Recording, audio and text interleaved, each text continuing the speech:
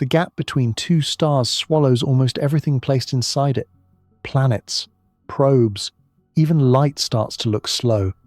But from Earth, the sky tells a different story. The next star looks close enough to name. Trusting that view, we now dream of sending something out to touch it. A probe, a sail, eventually maybe more, blurring the line between an ambitious mission and one that could outlast the civilization that launched it. But some distances are worse than they look. Reaching them is not the same as surviving them. Shrink the distance between the Sun and the Earth to 1 meter, and the outer planets fit inside 30.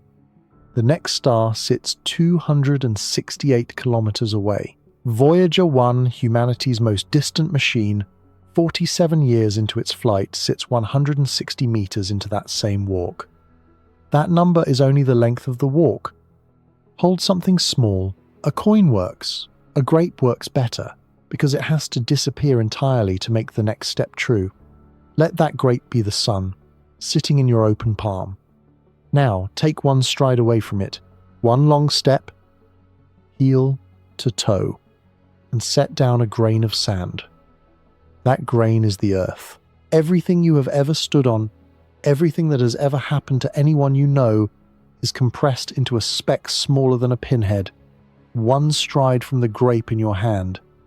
4 more strides, and you reach a slightly larger grain.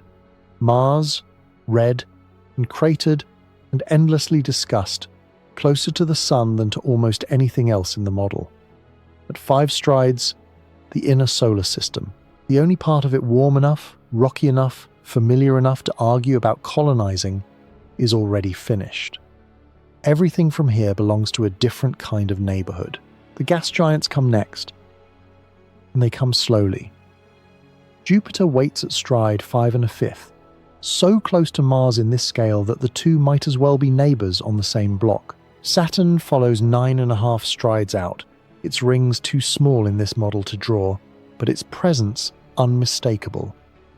Uranus arrives at 19 strides. Neptune, the last confirmed planet, at 30. Cross a parking lot, cross a soccer pitch and a half, and the entire architecture of the planets. The thing children learn in order, the thing every space documentary opens with, is behind you. Here is the small promise this model was built to pay. It works. It makes something abstract into something you could walk, a number that meant nothing. 150 million kilometers between Earth and Sunday now means 1 stride, and every other distance in the solar system can be measured against it without a calculator. That is not nothing. Distance has just become a language your legs understand, which is exactly what makes the next part so difficult to accept. If someone stopped you at Neptune, 30 strides from the grape, and asked you to guess how many more strides to the nearest star beyond the Sun, almost everyone gives some version of the same answer, another 30. Maybe 60, if they suspect a trick. A number that still fits inside an afternoon walk, because nothing in human experience has ever asked the legs to imagine anything larger. That guess is not close. It is not close by a margin that a longer walk could fix. Something about the number itself is about to change category, and it happens exactly at the edge where the planets stop. The real distance to the nearest star was not always known, and it was not obvious even to the people paid to find it. For most of recorded history, the stars were assumed to be near enough to argue about, far enough to be mysterious, and never actually measured. Ancient astronomers tried and failed for a specific reason. The method that eventually worked requires a baseline so wide that no one had access to one until they thought to use the Earth's own orbit as the ruler. The trick is called parallax, and you have already used a version of it without noticing. Hold a finger in front of your face and close one eye, then the other. The finger appears to jump against the background, not because it moved, but because your eyes did. And the size of that jump depends on how close the finger is. Astronomers do the same thing with a star, except the two eyes are the Earth in January and the Earth in July, 6 months and roughly 300 million kilometers apart on opposite sides of its orbit. The star shifts against the background of more distant stars by an angle so small it eluded every observer until the technology caught up with the ambition. It was a Scottish-born astronomer working in South Africa, Robert Innes, at the Union Observatory in 1915, who first flagged the star, not by measuring its distance directly, but by noticing its unusually large proper motion, the telltale drift of something nearby. He named it Proxima, from the Latin for nearest, on the strength of that hunch.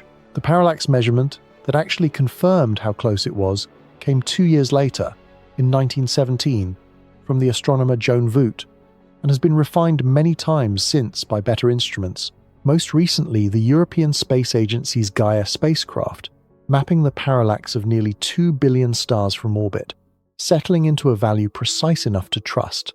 A little over 4.25 light years. Say the number without translating it, and it sounds almost intimate. 4 years. People wait longer than that for less important things. The trap is exactly there, in how ordinary the phrase 4 years sounds, when what it is actually describing has nothing to do with waiting, and everything to do with distance so total that the word far starts to buckle under it. Return to the grape, the grain of sand, the 30 strides to Neptune. Convert those 4.25 light years into the same 1 stride per Earth orbit scale, and the answer is not 60 strides, or 600, or 6,000. It is roughly 268 kilometers. Not 268 strides. Kilometers. The distance from one city to a city several provinces away, far enough that most people would drive it, not walk it, and would still feel arriving like they had gone somewhere. In this model, that is the gap between the sun in your palm and the very next star. Every planet, every moon, every spacecraft humanity has ever launched, the entire subject of nearly every space documentary made, all of it sits inside the first 30 meters of a walk that does not end for another 268 kilometers. That is the shape of the mistake. Not that stars are far, everyone already knew that. The mistake is in assuming the distance to the next star belongs to the same category as the distance across the solar system. A bigger version of a number you already understand. It does not. Somewhere between Neptune and Proxima Centauri, far stops being a bigger number and starts being a different kind of nothing. Do the division, because the division is the part that actually lands. 268 kilometers divided by 30 meters comes out to almost 9,000. The distance to the nearest star is not double the width of the solar system, or 10 times, or 100 times. It is nearly 9,000 solar systems, laid end to end, before the next star even begins. That number is not a detail to note in passing. It is the actual shape of the problem the rest of tonight is going to sit inside. Because if the familiar planets occupy roughly 1/9,000th of the walk to the next star, then almost everything left to cross has no name, no orbit, and no chart most people have ever seen. What fills that gap, what it costs to cross it, and what waits on the far side of it. None of that is settled by the number 268. That number is only the length of the box. What is actually inside it is a different, much stranger question. If this is the kind of night you return to, subscribe. It helps this quiet universe keep growing. Sit with that for a moment before moving on, because the rest of what follows only makes sense once this part has actually settled. It is not that the next star is a long way off. It is that everything you know how to picture, the planets, the missions, the diagrams on classroom walls, was never a fraction of the real distance. It was a rounding error attached to it, small enough to vanish if you looked away. A second reason this matters has nothing to do with astronomy. Every intuition a body carries about far was built by walking, driving, and flying across distances that all belong to the same narrow range. A morning's walk, a day's drive, a long flight across an ocean. None of those experiences ever prepared anyone to feel the difference between 9,000 and 9 million, because no one has ever had to. The number 268 kilometers is not just an answer about Proxima Centauri. It is proof that the part of the mind responsible for judging distance was never built for this scale at all. And everything still to come tonight is what happens when that limit gets pushed anyway. That gap between the first guess and the real answer is not a personal failing at all. Every mind in this position starts from the same narrow set of borrowed experiences, and every mind gets the first guess wrong for the same structural reason, not from a lack of imagination, but from a lack of exposure. Nobody's legs have ever actually needed to measure something this large before tonight. The failure is shared, predictable, and, as it turns out, correctable, which is a far more useful thing for a number to be than merely humbling. And correcting it once, tonight, is the only task this particular hour of listening actually has to accomplish. Keep the grape in the palm of one hand and the grain of sand in the other, because both are about to travel much farther than either one was built to go, one slow, deliberate stride at a time. If 9,000 solar systems sounds abstract, there is a way to make it concrete, because humanity has already sent something out to test the distance for real. Voyager 1 launched from Earth on September 5th, 1977, riding a Titangent Centaur rocket toward a tour of the outer planets that NASA engineers hoped would last 4 years. It flew past Jupiter, past Saturn's moon Titan, and then kept going long after its planetary mission ended, because there was nothing left in its path to stop it. In August of 2012, instruments aboard the spacecraft detected a sudden, sustained jump in the density of charged particles around it, the signature of leaving the bubble of the sun's solar wind and entering the plasma of interstellar space itself. NASA confirmed the crossing the following year, publishing the data in the journal Science. Voyager 1 had become the first human-made object to leave the solar system by the only definition that measures where the sun's own wind gives out. It remains, right now, the most distant object any species has ever built or launched. It has been traveling for nearly half a century at over 60,000 kilometers an hour, never slowing, carrying a gold-plated record etched with the sounds of Earth. Whale song, a heartbeat, greetings in 55 languages. In case anything out there ever finds it and wonders who sent it, place it in the model. 1 stride for the Earth, 30 strides for Neptune, 268 kilometers for Proxima Centauri. Voyager 1, after 47 years of travel at a speed that would circle the entire planet Earth in under 40 minutes, sits at roughly 160 meters from the grape in your palm. 160 meters, less than 2 lengths of a football pitch, the most ambitious journey our species has ever attempted. Still running, still transmitting, still the farthest reaching thing any human hand has ever released into the dark, and it has covered barely 6/10,000ths of the distance to the next star. At its current speed, reaching Proxima Centauri's distance would take something close to 80,000 years, and Voyager 1 is not even aimed at that star. It is headed nowhere in particular, drifting toward no destination, because the solar system's exit was never designed to be anyone's front door. This is not a story about Voyager failing. Voyager did exactly what it was built to do, better and longer than anyone in 1977 had any right to expect. This is a story about what 160 meters actually means once you have already walked out to 30. It means the hardest part, reaching, surviving, and communicating across even the edge of the familiar solar system, was completed decades ago, and it accounts for less than 1 part in 1,500 of what is left. One question hides underneath all of this that sounds simple and is not. Where exactly does the solar system stop? Ask 3 different scientists, and there are 3 different honest answers. Because the solar system has never referred to one boundary. If the edge is defined by the planets, it stops at Neptune, 30 strides in. If it's defined by the heliopause, the bubble of solar wind that Voyager 1 crossed in 2012, it stops a little further out, at roughly 120 times the Earth-Sun distance. a boundary shaped less like a wall and more like the edge of a slow-moving weather front, pushed and dented by the pressure of the wind from other stars. Neither of those is where the sun's gravity actually gives up. That third boundary belongs to a region no telescope has ever photographed, and no spacecraft has ever reached.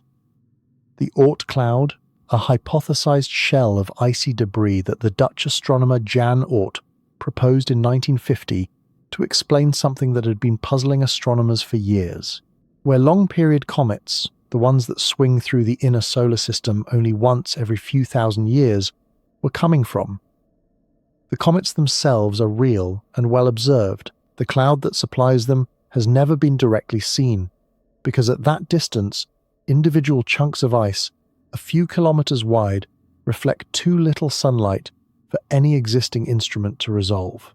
Its existence is inferred, not photographed. A model built to fit an orbit, not a place anyone has visited. Estimates for where it begins and ends vary by a wide margin, because the evidence is indirect and the cloud itself may not have a clean edge at all. The inner boundary is thought to start somewhere around 2,000 times the Earth-Sun distance. The outer edge, where the Sun's gravity finally loses its grip to the combined pull of the rest of the galaxy, may extend past 100,000 times that distance. And some estimates push further still. Put the outer estimate into the model, and something happens that did not happen with the planets or with Voyager. 100,000 times 1 meter is 100 kilometers. The most generous estimates go higher, closer to 200 kilometers, which means the Sun's gravitational territory, by its most expansive possible definition, may reach out to somewhere between 1/3 and 3/4 of the way to Proxima Centauri, close enough that some astronomers have proposed the outer Oort cloud of our solar system and the outer Oort cloud of the Alpha Centauri system might overlap, trading the occasional comet across a gap that otherwise looks empty on every map. That is a strange thing to sit with. The edge of home, by its loosest definition, might reach nearly halfway to the next star, and it still would not be enough. Even the most generous boundary anyone has proposed for where the Sun's influence ends falls short of Proxima by tens of kilometers, in a model where every kilometer is a full light year in disguise. So what is out there, in the 200 kilometers or so of the model that no boundary of the solar system quite reaches? Almost nothing. And the word almost is doing real work in that sentence. The space between the Oort cloud's outer edge and Proxima Centauri is not a vacuum in the sense of a sealed, empty box. It has a name, the interstellar medium, and it has been measured. It holds, on average, less than 1 atom in every cubic centimeter. A cube of air in the room where you are lying down right now holds roughly 10 billion times more matter than the same volume of space between the stars. Reach out a hand into that room's air, and the hand is, by comparison, drowning in substance. Reach the same hand into the interstellar medium, and there would be nothing to feel at all. No wind, no pressure, no temperature the skin could register, because the few atoms drifting through it are spaced too far apart for a hand, or a face, or a body to register their presence as anything. A faint scaffolding does exist out there. If the word scaffolding can be stretched to fit something this thin, a slow outward wind of charged particles from every star, including our own, presses against the equivalent wind from its neighbors, and where two of those winds meet, they lean on each other rather than colliding. There is starlight from every direction, so faint after crossing a few light years that it registers as background rather than illumination. There are cosmic rays, high-speed particles, some flung out by supernovae, others whose origin is still debated, passing through that emptiness at nearly the speed of light, indifferent to whether anything is there to notice them pass. None of it adds up to a place. It adds up to a gap so unfinished that empty is, if anything, too generous a word. Empty at least implies a boundary, a room with nothing in it. This has no room. Describing this stretch is harder, honestly, than describing the planets or Voyager, because there is less to describe. A documentary about a place with almost nothing in it is, structurally, a documentary about absence, and absence resists narration. That difficulty is not a flaw in the story. It is the most accurate thing that can be said about the distance to the next star. Most of it isn't a story at all. It's the 200 kilometers where the story simply stops having anything to report. There is one traveler that does make the full journey, and it makes it faster than anything else physics allows. Light leaves the surface of Proxima Centauri and crosses the entire distance. Every atom of that near vacuum, every fringe of the two Oort clouds, all 268 kilometers of the model, without slowing, without fuel, without a body to protect. And it still takes 4 years, 3 months, and roughly a week to arrive. 4.24 light years is a phrase used so often that its strangeness wears off with repetition, and the literal meaning deserves to be stated plainly. It does not describe a distance measured and then converted into a travel time as an afterthought. It describes a distance defined entirely by how long the fastest possible thing in the universe needs to cross it. There is no faster ruler available. Light is the ceiling, not an example. Send a message to Proxima Centauri today, a radio signal, traveling at the same speed as light, and it arrives a little over 4 years from now. If anything, they sent a reply the instant the message arrived. That reply would reach Earth roughly 8.5 years after the conversation began. A single exchange, one question, and one answer spanning most of a decade. Any real correspondence, a question, a clarification, a follow-up would unfold across a human generation's worth of patience. Each reply arriving long after the sender has moved on to other things. This is the part of the paradox that a scale model, however good, cannot fully capture. Because a model measures space, and this measures something else entirely. The 268 kilometers is not just a distance in the ordinary sense. It is a distance with a built-in delay stitched into everything that might ever try to cross it, message or otherwise. Even information, which needs no fuel, no life support, and no deceleration, cannot outrun the 4 years. Nothing can. That is not a limitation of current technology. It is a property of the universe those 268 kilometers happen to be made of. Light needs 4 years and change. It is fair to ask how much longer the fastest machine humanity has ever built would need for the same trip. Not as a plan to send it there, but as a way of measuring exactly how far behind light our best engineering still sits. That machine is NASA's Parker Solar Probe, a spacecraft built to fly closer to the sun than anything before it, using the sun's own gravity to whip itself into a speed no human-made object has ever reached. During its closest passes, it has topped roughly 690,000 kilometers an hour, fast enough to cross the distance from New York to Tokyo in about a minute. It is not headed toward Proxima Centauri, and it could not survive long outside the inner solar system, even if it were. It is built to skim past the sun repeatedly, not to endure decades of empty transit, but its top speed is real, measured, and public, and it makes for an honest comparison. What if something could sustain that speed indefinitely, in a straight line, all the way to the next star? Do the math yourself.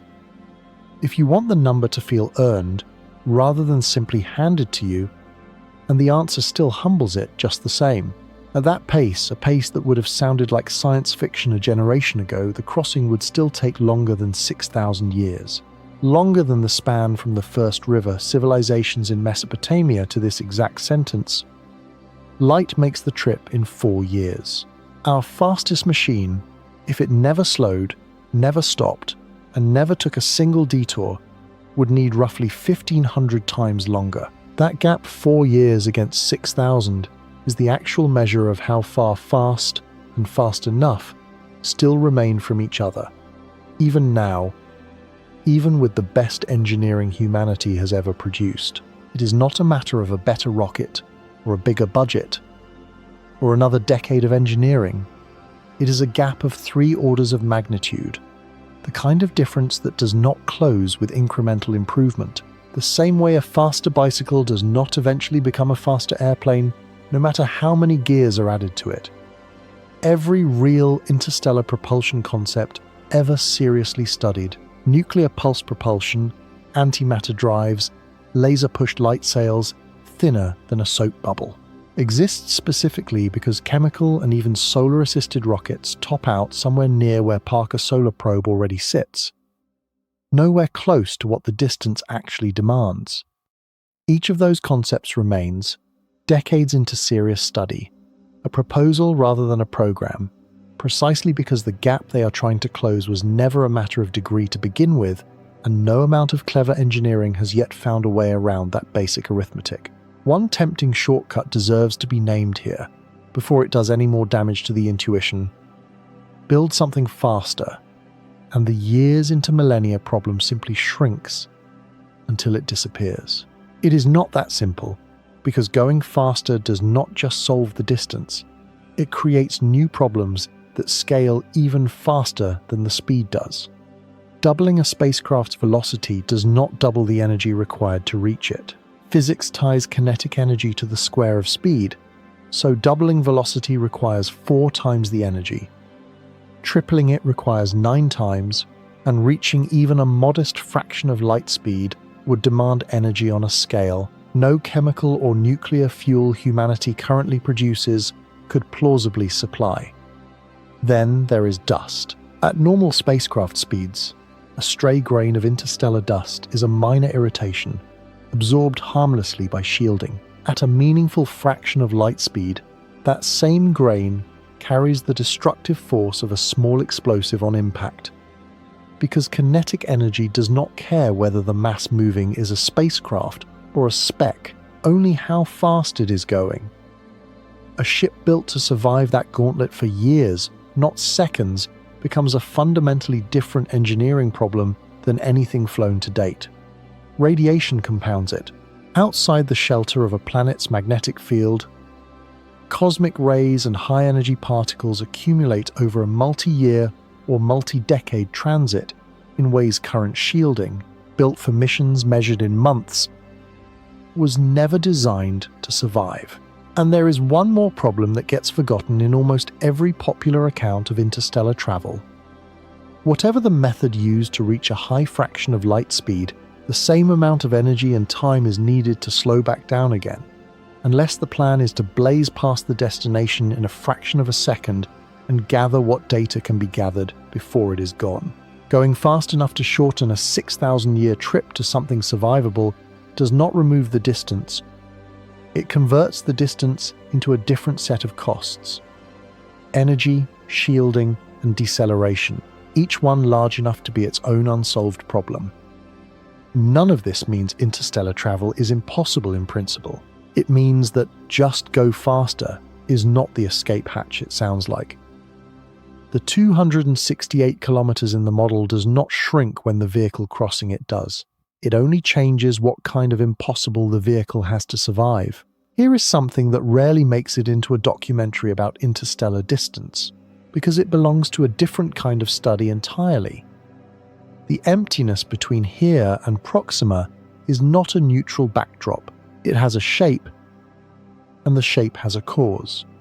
The Sun currently sits inside a region astronomers call the local bubble, a cavity roughly 1,000 light-years across, filled with gas so hot and thin it barely qualifies as gas at all, surrounded by a shell of cooler, denser material where new stars are being born. In 2022, a team led by astronomer Catherine Zucker, using 3-dimensional mapping built from the European Space Agency's Gaia data, traced the local bubble's origin to a cluster of supernovae, massive stars detonating in sequence, beginning around 14 million years ago, and found that nearly every major star-forming region within our immediate galactic neighborhood, including well-known stellar nurseries visible to backyard telescopes, sits directly on the bubble's surface.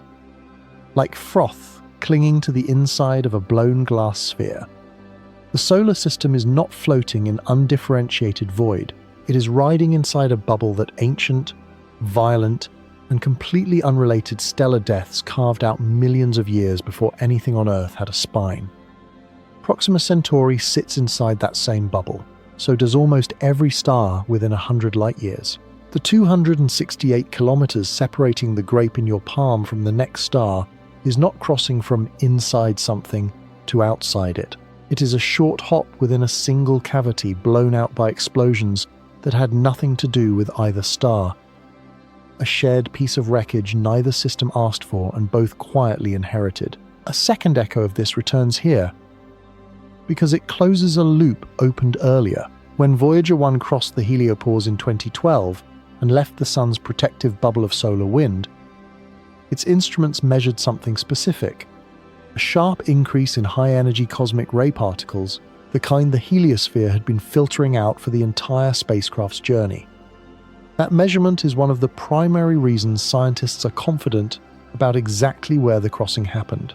Not a guess, not a modeled boundary, but a direct instrument reading of the Sun's shield thinning out and finally letting the wider bubble's radiation through unfiltered.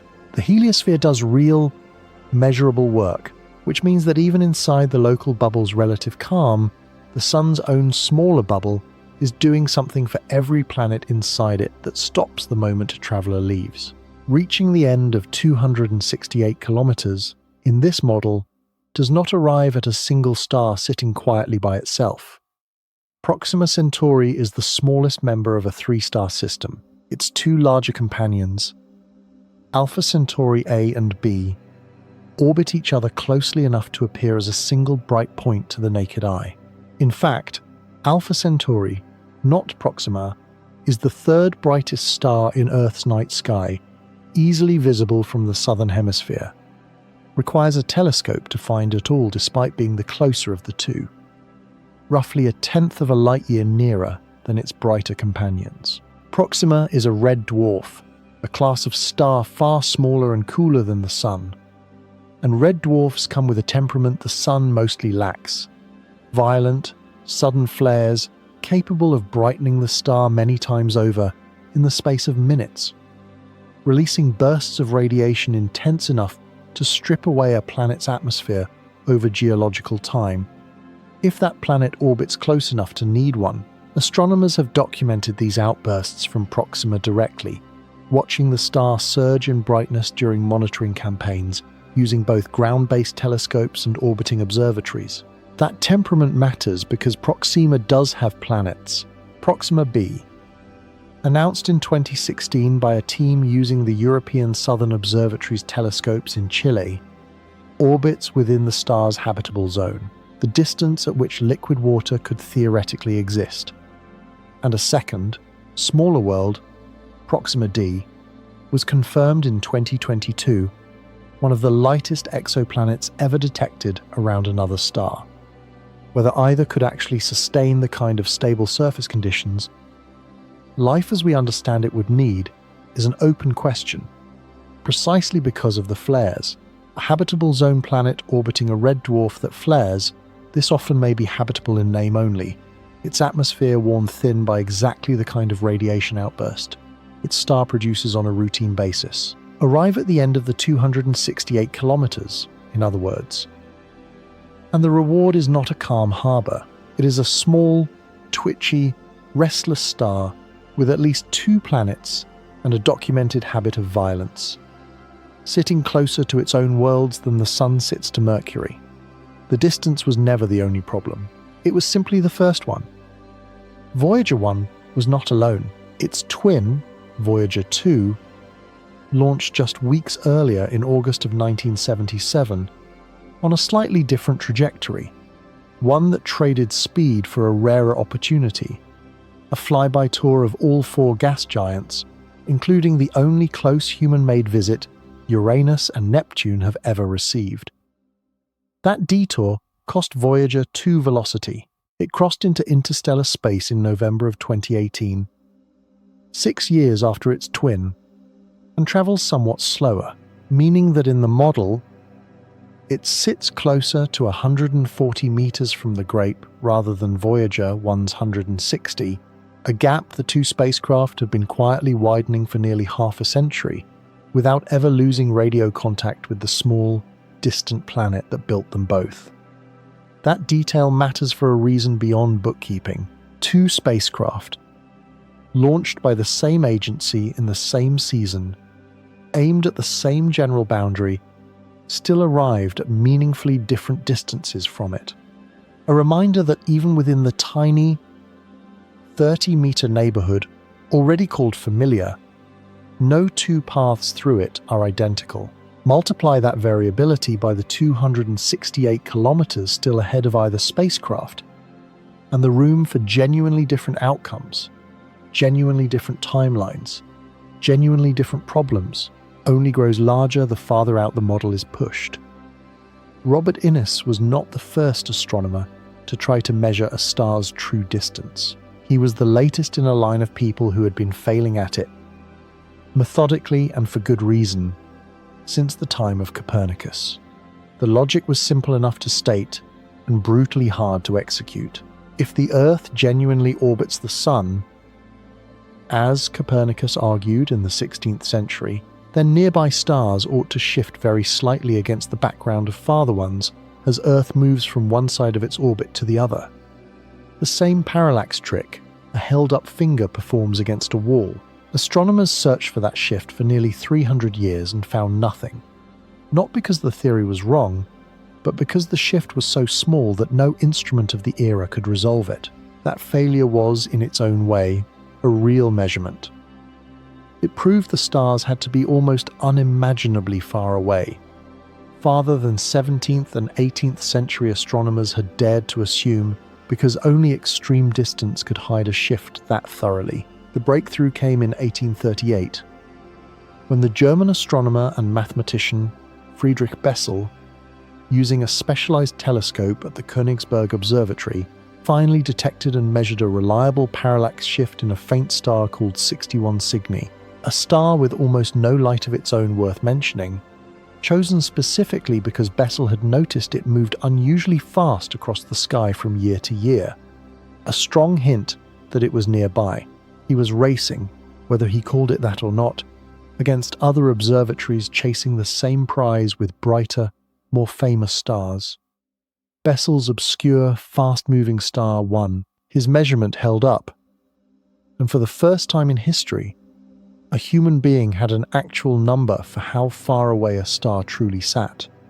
Roughly 10 light-years, a figure close enough to modern remeasurements that it remains one of the great early triumphs of observational precision. 77 years later, Robert Innes, working farther south where a different slice of sky was visible, spotted the star nearest of all, not through parallax, but through its unusually fast drift across the sky, a sign of proximity Bessel would have recognized instantly. 2 years after that, in 1917, the astronomer Joan Voot finally applied the parallax technique itself and returned the smallest number yet, less than half of Bessel's already startling distance. Sit with what that took. It required roughly 3 centuries for Western astronomy to develop instruments capable of measuring the distance to any star at all. And even then, the very nearest star in the entire sky, the one that should, in principle, have been the easiest, was not confirmed until the 20th century was already underway. Proximity did not make Proxima easy to find. It simply made it, eventually, the smallest number on a list of numbers that were all, without exception, staggering. One temptation, by this point, is to treat Proxima Centauri as an outlier, the unlucky exception, the one star that happens to sit unusually, almost punishingly far from everything else. That temptation is exactly backward, and correcting it changes how the rest of this model has to be read. Proxima is not unusually far from the Sunday. It is close to average for its part of the galaxy. Astronomers have catalogued the handful of star systems within roughly 10 light-years of Earth with high confidence. The Alpha Centauri system holding Proxima, Barnard's star at just under 6 light-years, the faint red dwarfs Wolf 359 and Lalande 21185, Sirius, the brightest star in Earth's sky despite sitting farther away than several of its dimmer neighbours, and a short list of others. Fewer than 15 confirmed systems in total within that entire radius.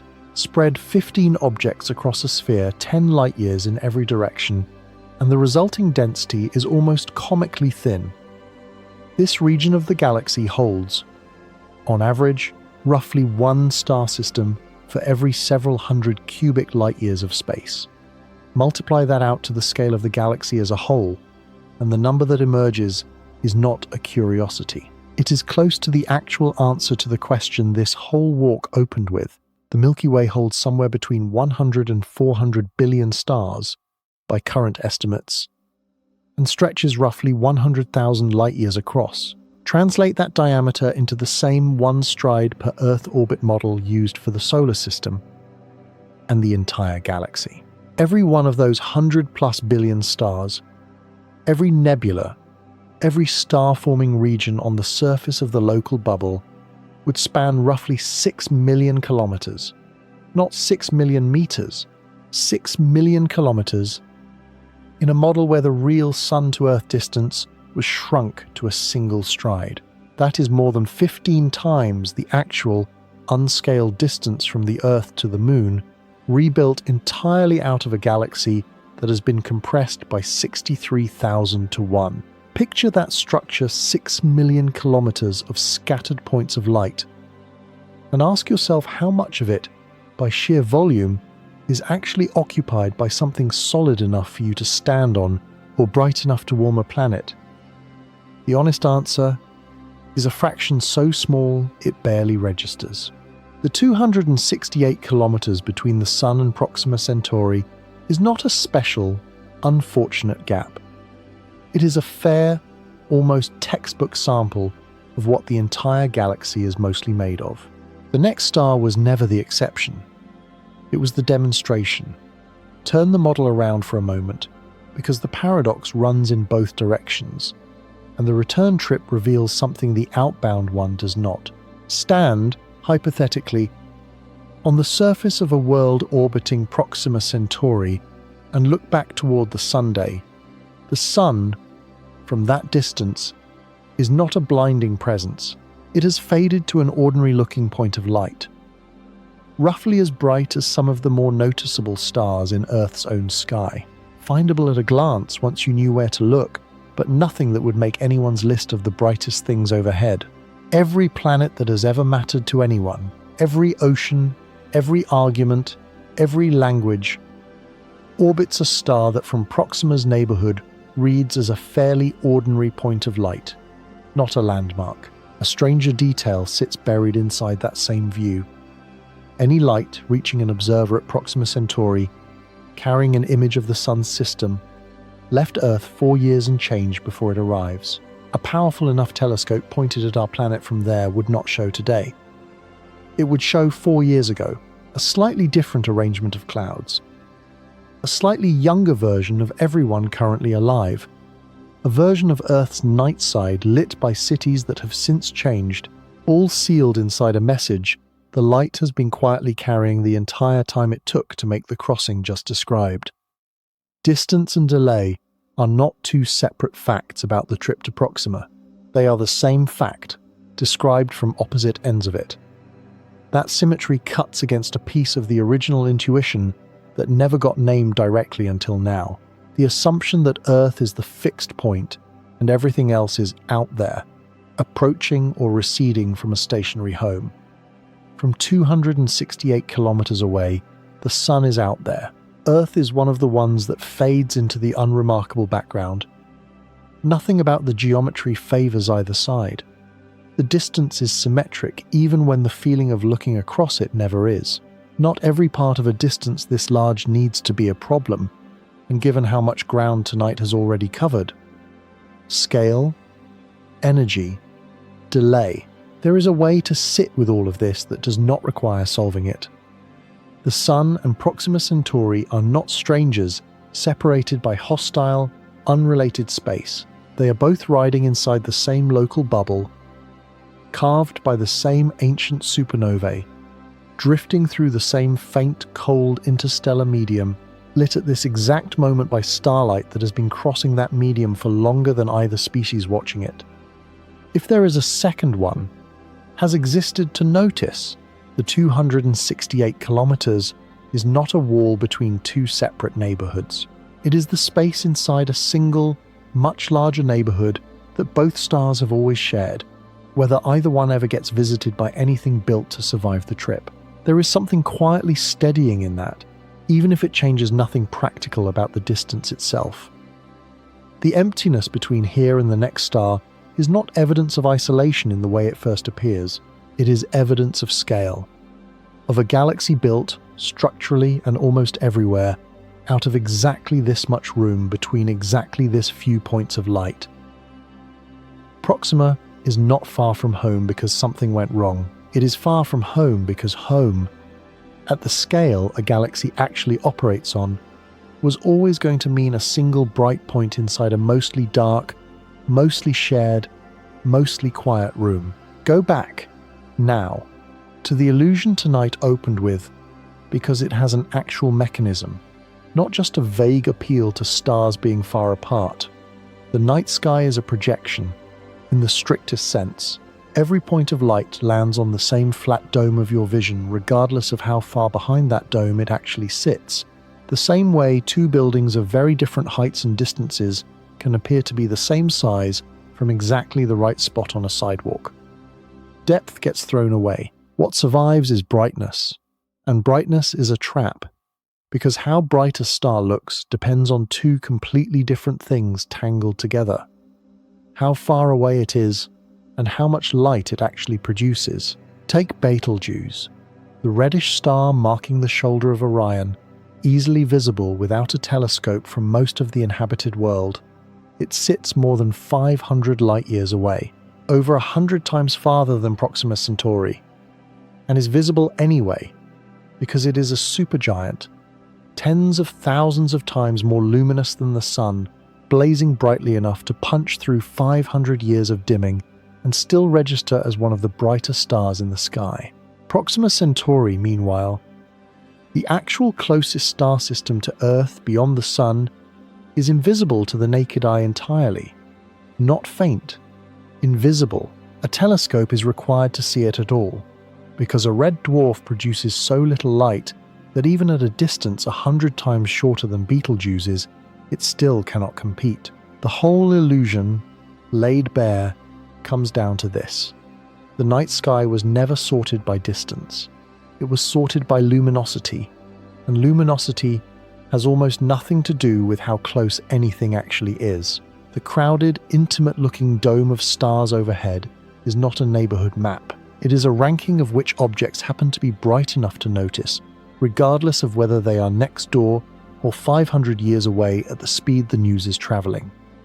It was just answering a completely different question than the one it looked like it was answering. All of this depends on the 4¼ light-year figure itself holding up under scrutiny. Precision matters here about how solid that number actually is, because it is one of the most exhaustively remeasured figures in modern astronomy. The European Space Agency's Gaia spacecraft, launched in 2013 and operated for more than a decade before its science mission concluded in early 2025, was built for exactly this kind of measurement. A satellite designed to track the positions of roughly 2 billion stars with a precision fine enough to catch parallax shifts measured in millionths of an arcsecond. Angles so small that resolving them from the ground through Earth's own shifting atmosphere would be effectively impossible. For a star as close and relatively bright as Proxima Centauri, Gaia's data pins down the distance to a precision better than 1 part in 1,000. The number is not a rough estimate, awaiting revision.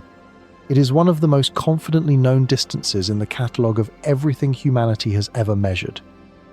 Verified independently, repeatedly, by an instrument built for no other purpose than to get numbers like this one right. Another piece of the puzzle undoes an assumption sitting underneath everything covered so far. The assumption that the nearest star is a fixed label, a permanent title. Proxima Centauri holds the way a mountain holds the title of tallest. It is not fixed, because nothing out there is actually standing still. The Sun orbits the center of the Milky Way at roughly 220 kilometers a second, completing one full circuit. A length of time, sometimes called a cosmic year, in about 230 million years. Proxima Centauri is making its own circuit at its own speed, on its own slightly different path, and over spans of time too long for any human intuition to hold on to naturally, stars drift past and away from each other constantly. The way individual cars on a crowded highway constantly change which vehicle is nearest without the highway itself going anywhere. Astronomers using Gaia's motion data have already identified stars on a collision course with proximity, in the slow sense that word has to mean out here. A dim star called Gliese 710 is currently calculated, based on its measured trajectory, to pass within roughly a light year or so of the Sun in something like 1 million years. Close enough, some models suggest, to gravitationally disturb the outer edge of the solar system's own Oort cloud when it happens. On timescales like that, the nearest star has already changed hands before in Earth's history, and will change hands again long after Proxima's current claim to the title quietly expires. Nothing about that changes the number itself. 4¼ light years remains 4¼ light years for as long as anyone alive will ever need it to. But even the destination itself is not a fixed point on a fixed map. It is one star among billions, drifting through the same slow current every other star is caught in, including the one currently reading this sentence from the inside of a room on a planet, orbiting a star that is also, quietly, going somewhere. The local bubble is not uniform inside, and neither is the Sun's exact position within it, and this detail is small enough to have been left out of almost every popular account of interstellar distance. Spacecraft data, gathered over decades by missions including Ulysses, and later the Interstellar Boundary Explorer, indicates the Sun is currently passing through a smaller, somewhat denser knot of gas and dust nested inside the wider local bubble, a patch roughly 30 light-years across that astronomers, without much ceremony, named the local interstellar cloud, or simply the local fluff. Denser is relative to almost nothing, the way a lightly foggy morning is denser than a clear one, while still being mostly transparent air. But it is a real, mapped structure. And some models built from that data suggest the solar system may be nearer the edge of this particular cloud than its center, meaning that within the next several thousand to several tens of thousands of years, an eye blink, by the standards used throughout tonight, the Sun could drift out of it entirely and into a different pocket of the interstellar medium, with a different density, a different temperature, a different composition of gas. The reason this matters, even though nothing about human daily life would ever register the change directly, is what it reveals about the nature of the gap itself. The emptiness between here and Proxima Centauri was never a single, featureless nothing, the way a diagram with 2 dots and a straight line between them implies. It has texture, it has weather. In the loosest astrophysical sense of that word, pockets, edges, densities that shift over spans of time too long for any one life to notice, but not too long for the instruments currently orbiting Earth to measure and map. 268 kilometers of nothing turns out to have more internal structure than the phrase interstellar void usually gets credit for. One way to feel the size of that gap does not require another number, and it deserves a slower pace than everything that came before it. Picture, honestly, what standing inside that stretch would actually be like, stripped of anything invented for effect. No wind, because wind requires enough particles pushing against each other to register as pressure, and there are not enough particles out there to make that happen. No sound. For the same reason, sound needs a medium dense enough to carry a vibration, and the interstellar medium is thin enough to swallow a wave before it could ever travel far enough to reach anything capable of hearing it. No warmth and no true cold in the way skin understands those words, because temperature as felt through touch depends on particles transferring energy by collision, and there is almost nothing out there to collide with anything. Not peaceful silence, exactly, because peaceful silence still implies a room, a boundary, a place the quiet is contained inside of. This has no room. The silence does not have an edge, because there is nothing nearby dense enough to be the wall the silence is bouncing off of. It is a strange kind of place to try to imagine right before sleep. Not frightening. Exactly, if it is met honestly rather than dramatized. But genuinely unlike anywhere the body has ever actually been. Every quiet a person has ever fallen asleep inside of, a bedroom at midnight, a car on an empty road, a tent far from any city, was still full of things. Air pressing gently on skin, faint sound traveling even when nothing seems to be making it, warmth radiating from a body or a blanket or a wall. The gap between here and Proxima has none of that scaffolding. It is not a quiet room. It is the absence of the idea of a room, stretched across 268 kilometers of a model built from a single meter, and there is something honestly humbling in admitting that no amount of scale modeling fully closes the distance between describing that and actually grasping it.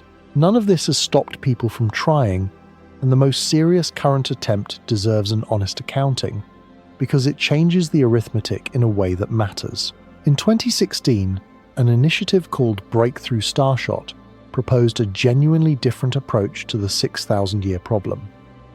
Instead of a heavy spacecraft carrying its own fuel, launch a fleet of gram-scale probes, each attached to a thin reflective sail, and accelerate them using a ground-based array of lasers focused for only a few minutes at launch. The math behind the concept suggests such a sail could theoretically reach something like 20% of the speed of light, fast enough, in principle, to make the crossing to the Alpha Centauri system not in 6,000 years, but in roughly 20.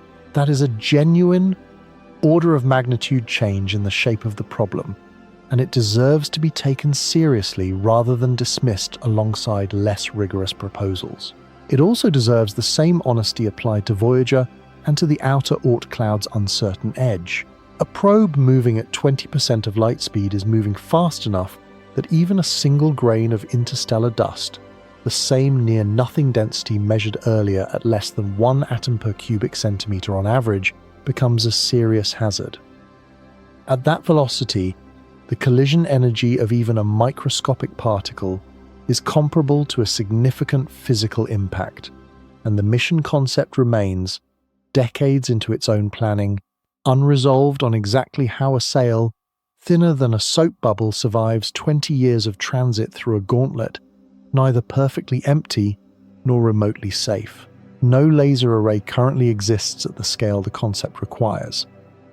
No sail material has been fully tested at the required thinness and reflectivity. The idea is not science fiction, and it is not close to flight ready either. It sits, honestly, exactly where everything else here is kept landing. Real, serious, and still nowhere near as close as it sounds when it is first described. One more way exists to test the distance, and it does not require a spacecraft at all, only patience and a very large radio dish. An initiative called Breakthrough Listen, launched in 2015 as part of the same family of projects behind the laser sail concept described earlier, uses radio telescopes on multiple continents to systematically scan the nearest million or so star systems, including the Alpha Centauri system, for any signal that could not be explained by natural astrophysical processes. Nothing conclusive has been found there. And it should be said plainly that nothing about tonight's subject requires assuming anything is listening back. The value of the search, for tonight's purposes, is in what it confirms about the delay rather than what it might someday discover. Any signal traveling from Proxima Centauri's system to Earth, deliberate or not, moves at the same speed as the light already discussed, and arrives, at absolute best, a little over 4 years after it was sent. A search running continuously since 2016 has therefore covered, at most, a handful of round-trip windows for that one system. Not because the search is slow, but because the distance imposes a flaw on how quickly any answer, if one exists, could ever arrive. That flaw is the same one this entire video has been circling from different angles. The 4-year delay is not a limitation of current radio technology, any more than the 6,000-year travel time was a limitation of current rocket technology. It is what the distance itself costs, paid in the only currency Lightspeed transactions accept. Bessel and Innes were not the first people to attempt an answer. They were simply the first to get one that held up.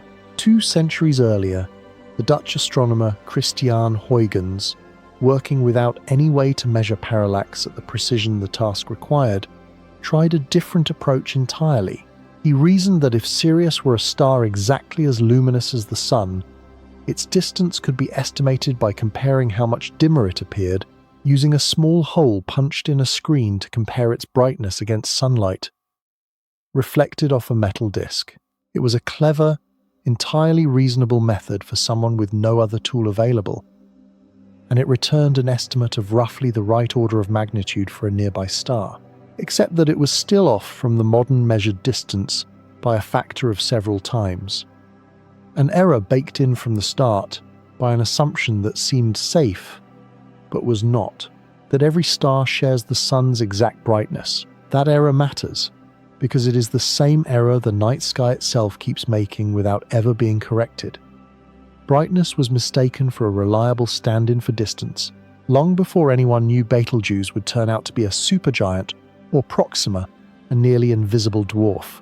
Huygens' guess was wrong for a reason that would not be properly understood or corrected for another 250 years, and even a wrong guess of the right order of magnitude was, at the time, a genuine leap forward.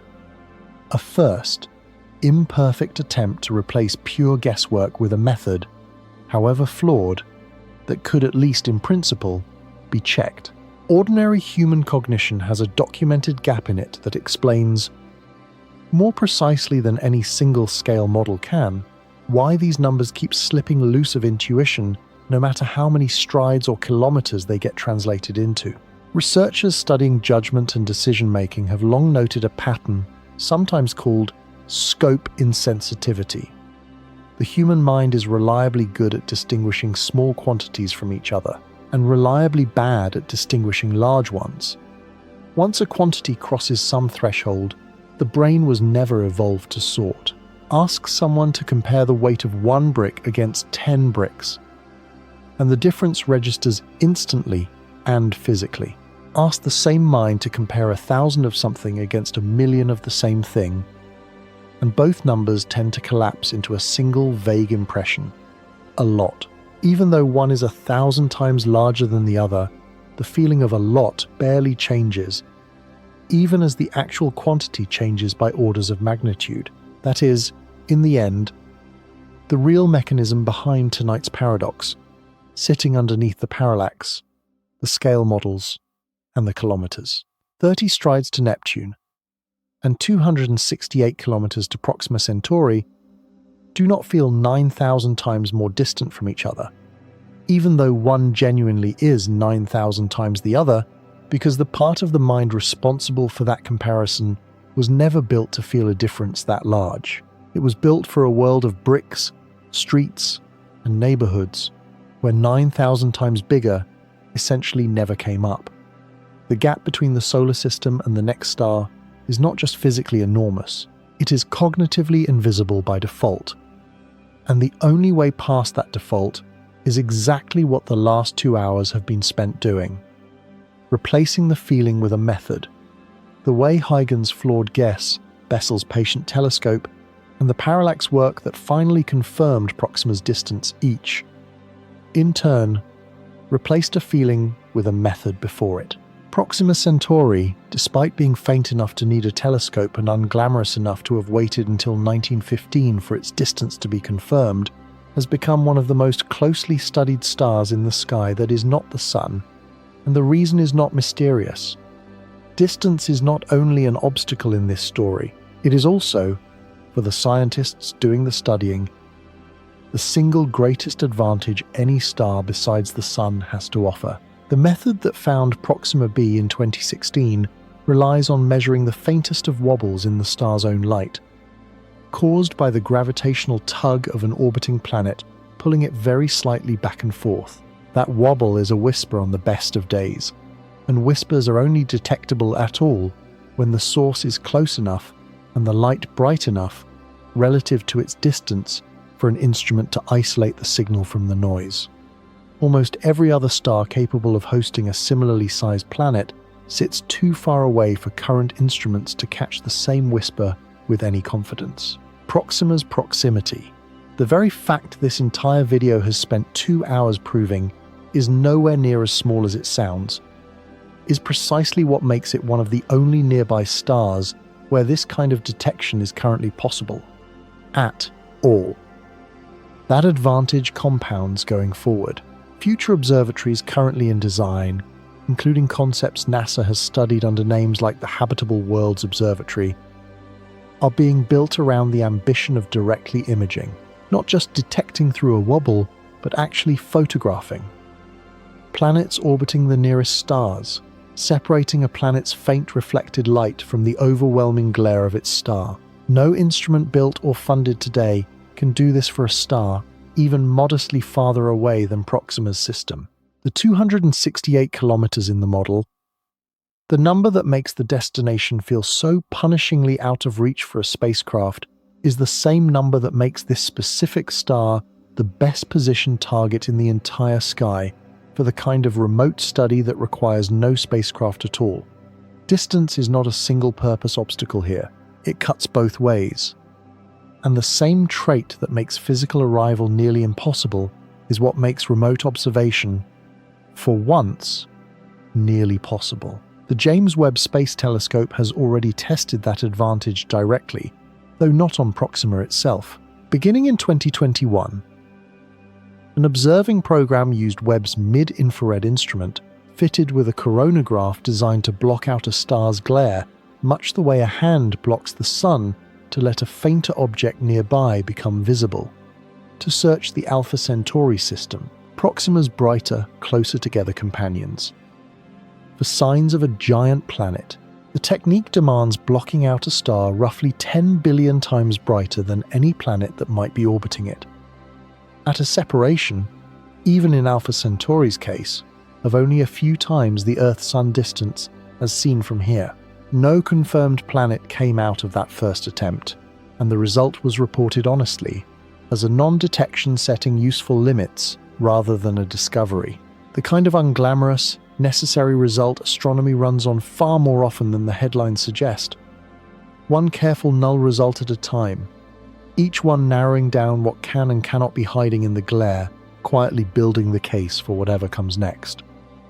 Direct imaging of exoplanets is not new by itself. Young, hot, wide-orbit giant planets, like the 4 circling the star, HR 8799, have been photographed for years, most recently by Webb itself. What made the Alpha Centauri attempt different was the target.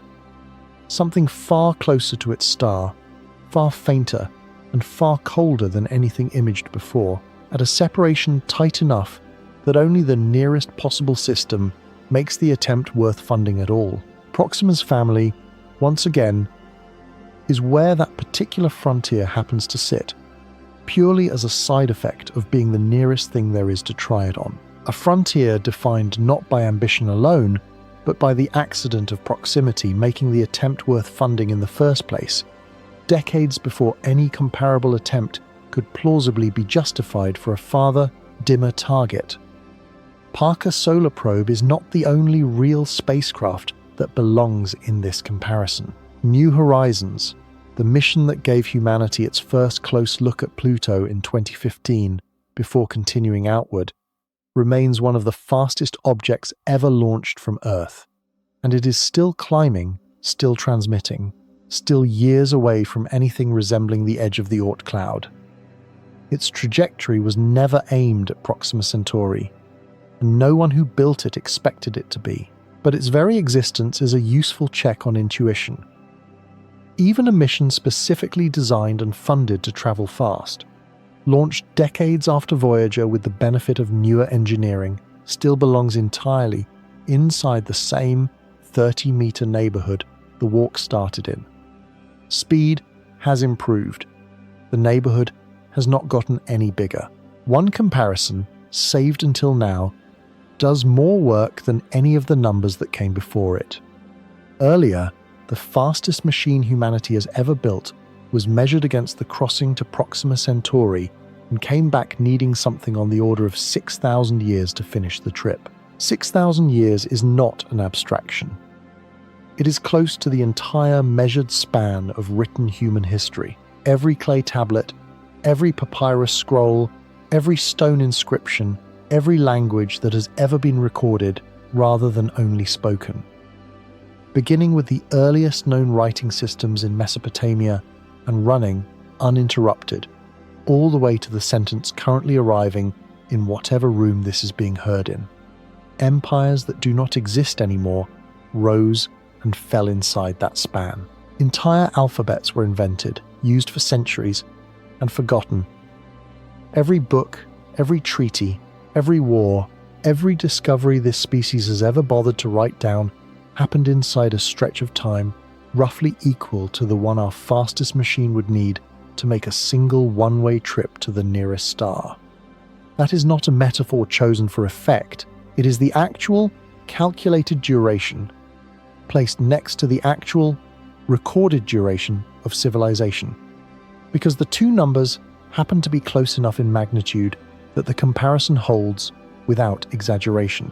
The distance to Proxima Centauri does not just outlast a human life, or several generations, or a plausible mission timeline.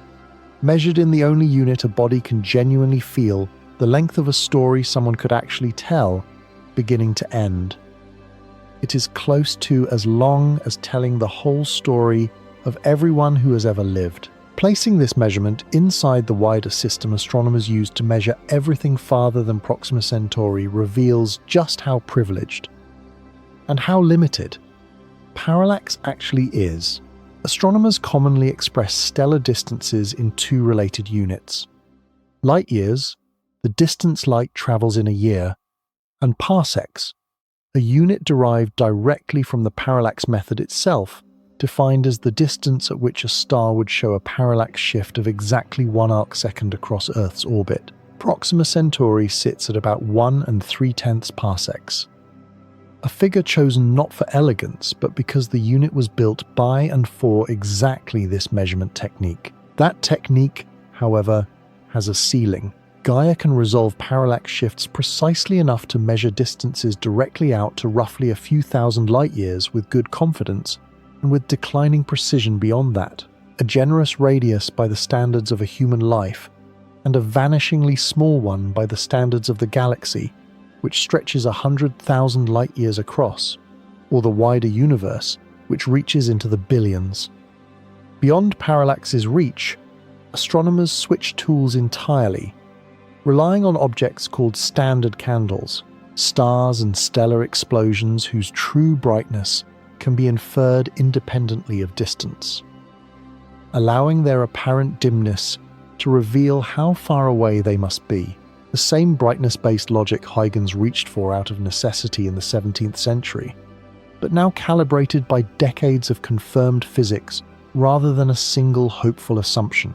Every rung of that ladder, all the way out to the edge of the observable universe, ultimately rests on the rung below it being correct.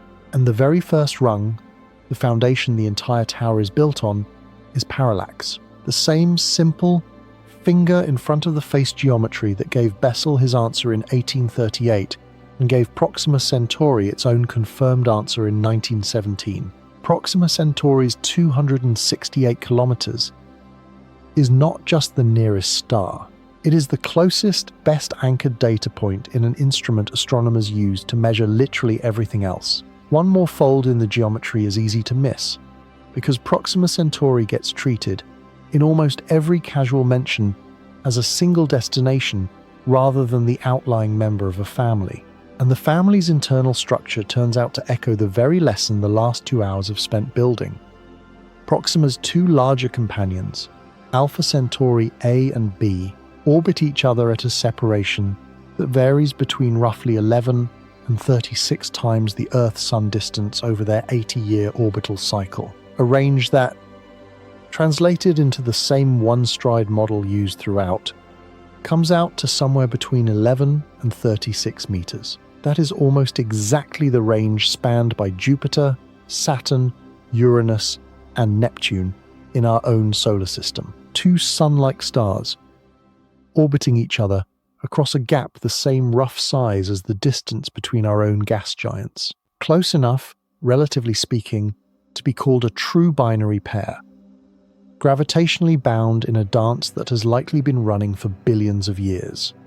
Proxima itself is nowhere near that inner dance. Precise measurements of its motion, confirmed through Gaia-era data in 2017, place it in a very slow, very wide orbit around the Alpha Centauri AB pair at a distance of roughly 13,000 times the Earth-Sun distance.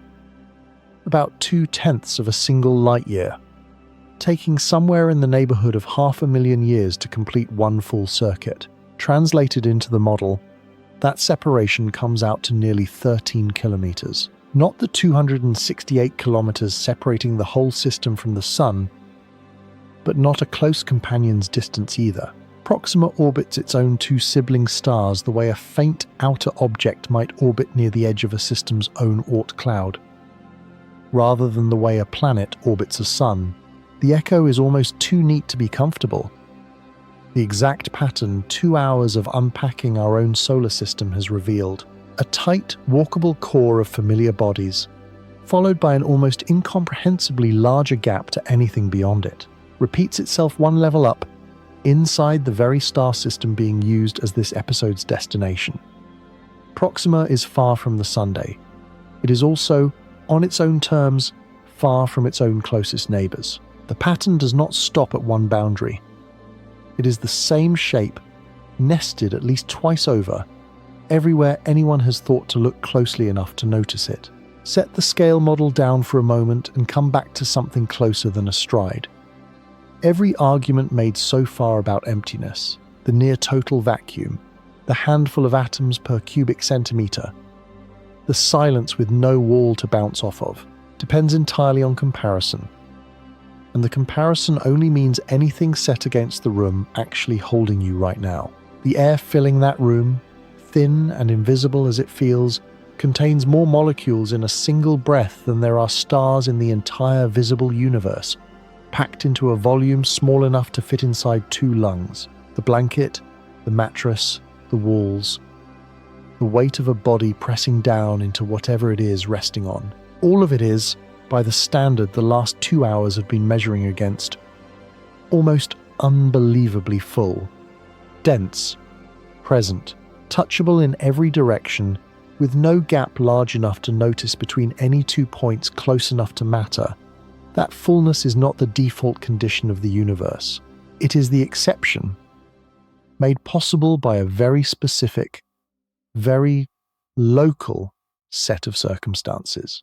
A planet with enough mass to hold an atmosphere, orbiting closely enough to a well-behaved star, shielded by a heliosphere doing quiet work overhead. Nearly everywhere else, across nearly every one of the 268 kilometers separating this room from the next star, none of that holds. The room is not ordinary. It is the rarest kind of place the numbers have described all night. A pocket, vanishingly small against the true scale of things, where full instead of empty happens to be true. There has been a great deal of arithmetic so far, and it deserves a moment's pause, because the point was never really the numbers themselves. This vastness is not hostile to you, and that distinction matters more than it might seem. The 268 kilometers of near-total emptiness between the Sun and Proxima Centauri is not a moat built to keep you out, and it is not evidence of a universe that has singled out any one system for isolation. It is simply what room looks like at the scale a galaxy actually operates on. The same room every star in this part of the Milky Way shares. The same room the Sun has always sat inside without needing to notice it. The same faint, cold, drifting quiet that has been surrounding this exact planet for the entire 4.5 billion years anything has lived here. The emptiness was never approaching. It was always already here, underneath everything, the whole time. A particular kind of calm becomes available in that reframing. One that has nothing to do with solving the distance and everything to do with no longer needing to. The gap does not need to be crossed to be understood. It only needs to be sized correctly, not as a threat and not as a wall, but as the ordinary, almost architectural fact of how far apart light chose to place things when it built the sky the opening stood underneath. Return, now, to the word that started all of this. Far is not a fixed unit. It is a comparison, silently borrowed from whatever distances a mind has already lived through. A room, a street, a country, an ocean crossing, and stretched to cover whatever new distance it encounters next. That borrowing works well enough for almost everything a human being will ever need to measure. It fails, completely and specifically, at the distance to the next star, because nothing in the borrowed set of experiences shares an order of magnitude with it. The actual shape of this paradox, stated as plainly as it can be stated, is this.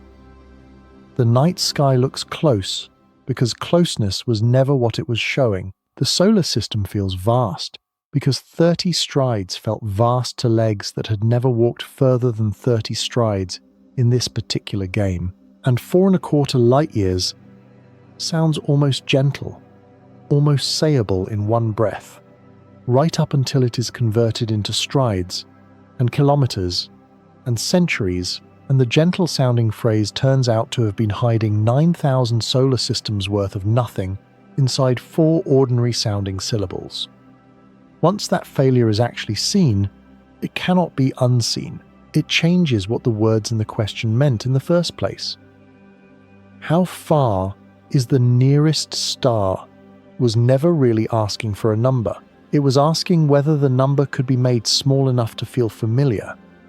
And the honest answer, after everything measured tonight, is that it cannot. It was never going to. The distance did not get worse over the last 2 hours of listening. Only the guess did. The one made in the dark, before the grape, before the grain of sand, before the 268 kilometers had a chance to arrive and correct it. The illusion the opening leaned on is not a modern accident.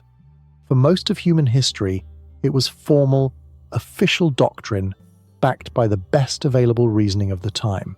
Ancient and medieval astronomy, following a model most fully worked out by Aristotle and later refined by Ptolemy, held that the stars were not scattered through open depth at all, but fixed to the inside of a single vast, rotating sphere. A literal ceiling, further out than the sphere carrying Saturn, the outermost planet visible to the naked eye, but otherwise uniform, all the stars pinned to the same shell, at the same distance from the Earth at the center. Fixed sphere cosmology explained, cleanly and consistently, why stars kept their relative positions night after night, year after year, never drifting closer or farther the way planets did. A single shared surface made perfect sense of a sky that, to the unaided eye, offers no depth cues at all. No parallax visible without instruments centuries away from being invented.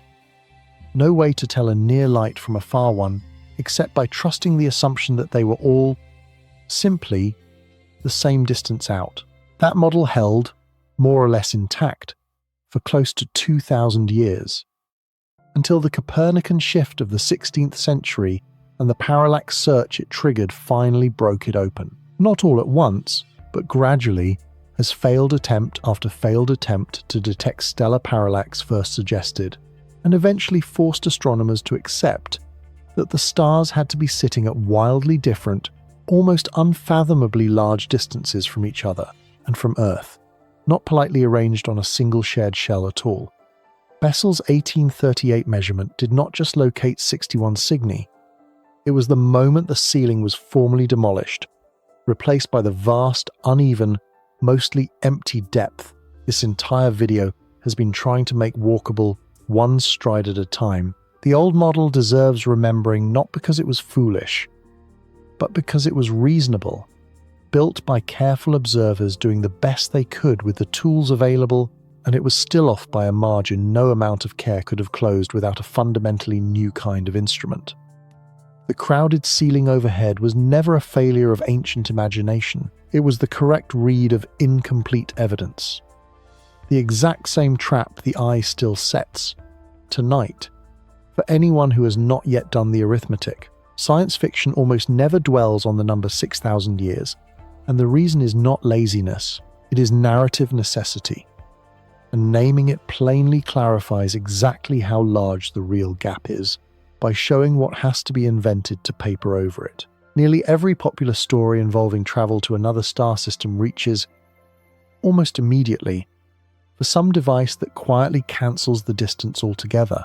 A warp field, a wormhole, a jump drive, a fold in space, because a story cannot be told inside a 6,000-year transit, or even a 20-year one, without becoming a story about something else entirely. That narrative shortcut is not a flaw in the fiction. It is, inadvertently, one of the most honest admissions the genre makes. The real distance is understood, correctly, to be dramatically unworkable, and the only way to tell a story on the other side of it is to write around the problem rather than through it. Reality has no such shortcut available. There is no dial to turn, no field to generate, no fold to locate that changes 6,000 years into 6. The gap that fiction quietly erases in a single edited cut. 2 hours have already been spent trying to make walkable a few meters at a time. And it is fair to sit with how much narrative machinery an audience has been trained to accept without question, purely because the true number was always going to be too large to build a story around directly. Every speed discussed so far has been a human one. Voyager's 60,000 kilometers an hour, Parker Solar Probe's 690,000. Nature does not share our budget constraints, and it has already produced objects that make even Parker Solar Probe's record look modest. Astronomers have identified a class of stars, first confirmed in the mid-2000s and now numbering in the dozens, called hypervelocity stars. Stars flung out of the galaxy's crowded core at extraordinary speed. Most likely the result of a close gravitational encounter with the supermassive black hole that anchors the Milky Way's center, a slingshot violent enough to eject a star entirely off its orbit and send it racing toward the galaxy's edge. Some of the fastest confirmed examples have been clocked at speeds exceeding 1,000 kilometers a second, more than 5 times Parker Solar Probe's top speed, fast enough that several are expected, over millions of years, to escape the Milky Way's gravity entirely and drift out into the emptiness between galaxies, never to return. Even that speed does not solve the distance the way it might first sound like it would.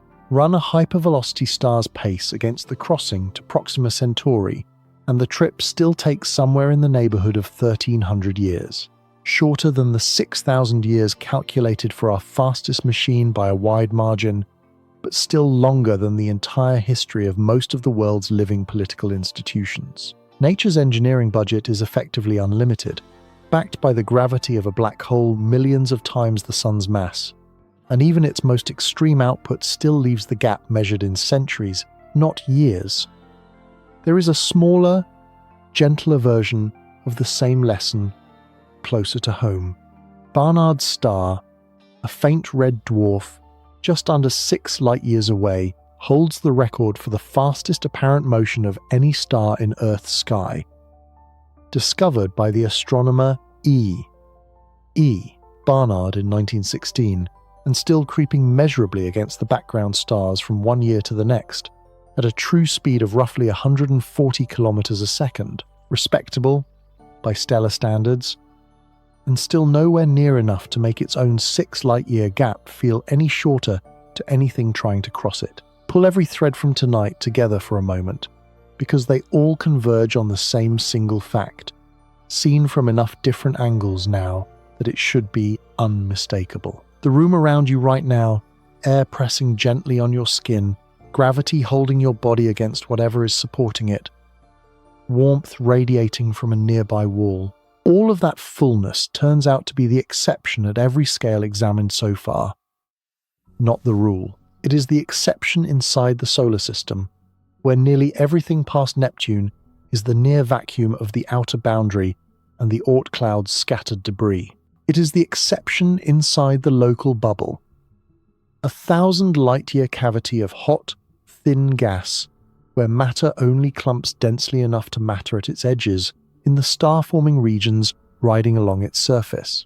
It is the exception inside the Alpha Centauri system itself, where two sun-like stars share a walkable middle distance, while their third, fainter member drifts 13 kilometers out in the model, closer in spirit to an Oort cloud object than a close companion.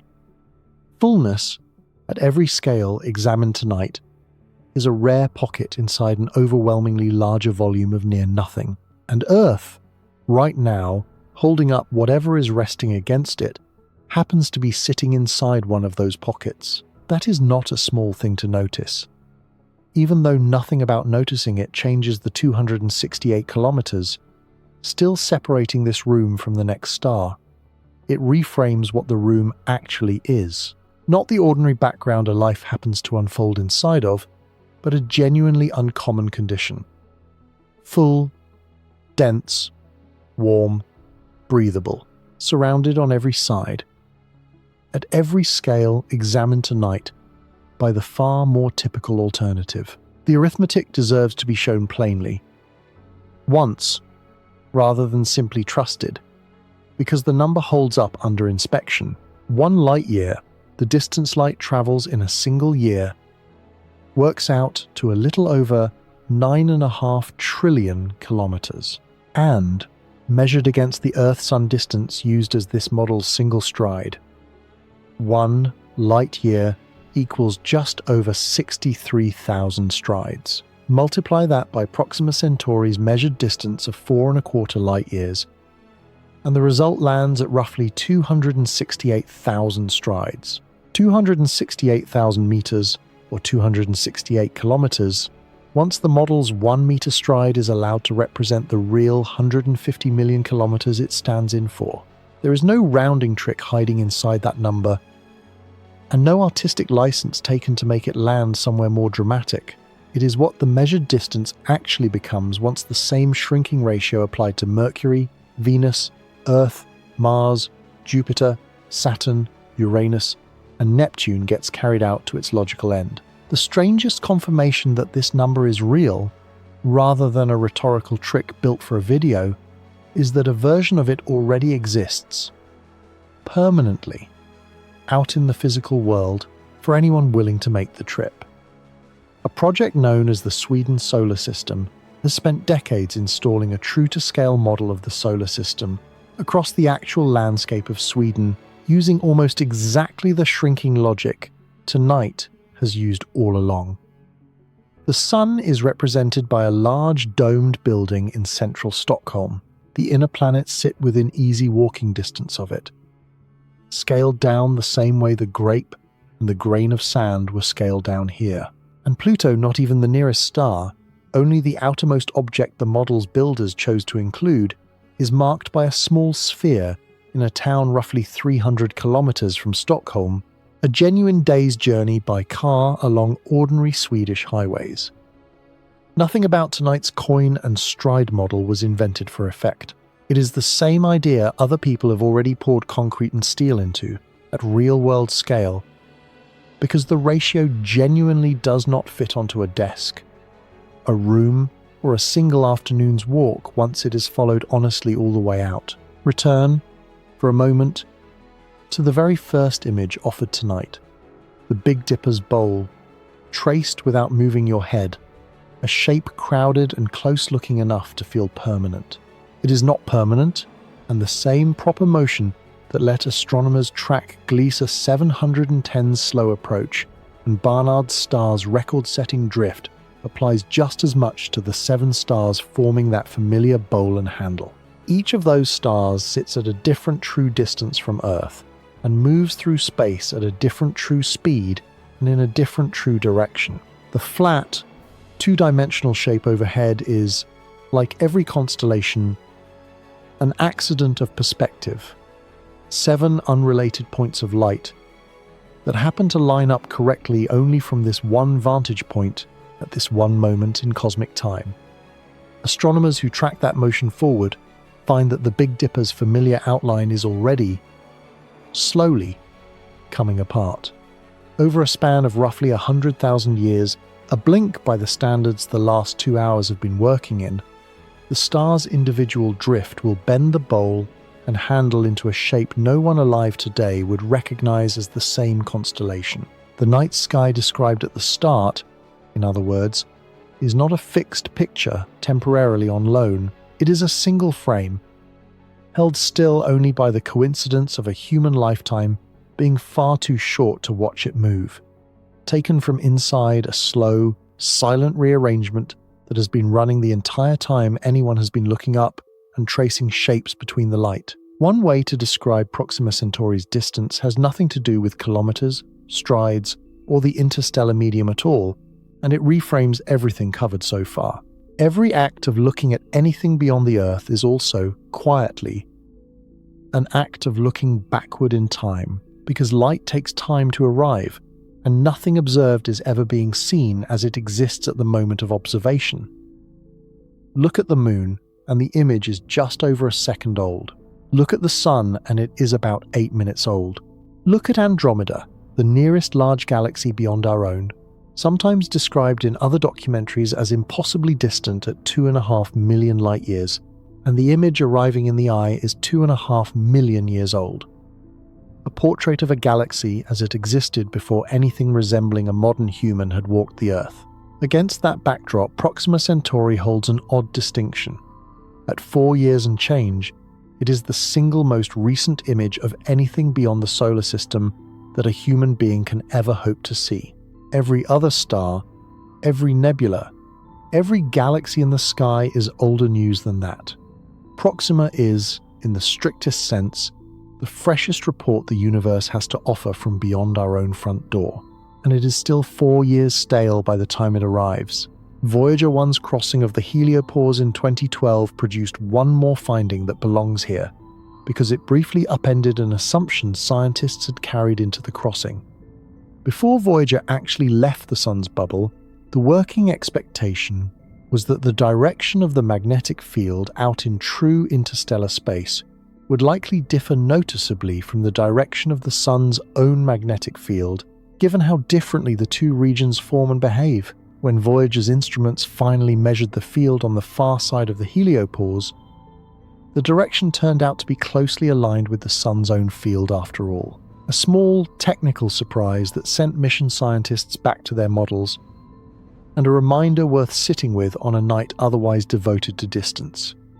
Even the most carefully engineered spacecraft, aimed at the best understood boundary humanity has ever directly sampled, still returned an answer nobody had fully predicted. The 268 kilometers in the model is not just far. Parts of it, even the parts already visited, are still being actively figured out. One more complication belongs in Proxima B's story because it explains why habitable zone does not automatically mean Earth-like, and it follows directly from the same faintness that keeps Proxima invisible to the naked eye. Red dwarfs like Proxima are far cooler and dimmer than the Sun, which means any planet warm enough to hold liquid water has to orbit much closer in than Earth does.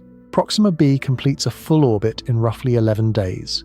Tucked in tighter than Mercury sits to our own Sunday. Orbiting that close to any star carries a well-understood consequence. Over enough time, the star's gravity tends to lock the planet's rotation to its orbit, the same way Earth's moon shows only one face to Earth, so that one side of the planet likely faces its star permanently, in perpetual day, while the other faces away in perpetual night. A world like that would not have the gentle day-night cycle every form of life on Earth evolved around. It would have a permanent sunrise line, a fixed boundary between blazing heat and frozen dark, and an atmosphere. If one has survived the star's flares at all, under constant pressure to circulate heat from one side to the other, or collapse entirely on the night side. Proxima b is not ruled out as a genuinely interesting world by any of this. It simply means that habitable zone, a phrase that sounds like a promise of familiarity, describes an orbital distance and almost nothing else. What that distance actually produces, once a real star's temperament and a real planet's rotation are accounted for, may end up sharing very little with the room this hour keeps returning to. One more way the destination at the end of 268 kilometers resists being pictured as a second version of home. One more contradiction belongs here. because it undoes an assumption almost nobody thinks to question, the assumption that temperature and heat are the same experience. The thin, hot gas filling much of the local bubble has been measured through the light it faintly emits, at temperatures reaching into the hundreds of thousands of degrees, in places over 1 million, figures that sound, on their surface, like the interior of a furnace rather than the empty gap between stars. The reason none of that heat would ever be felt by a hand, a face, or a spacecraft passing through it comes back to the same near-total absence measured earlier.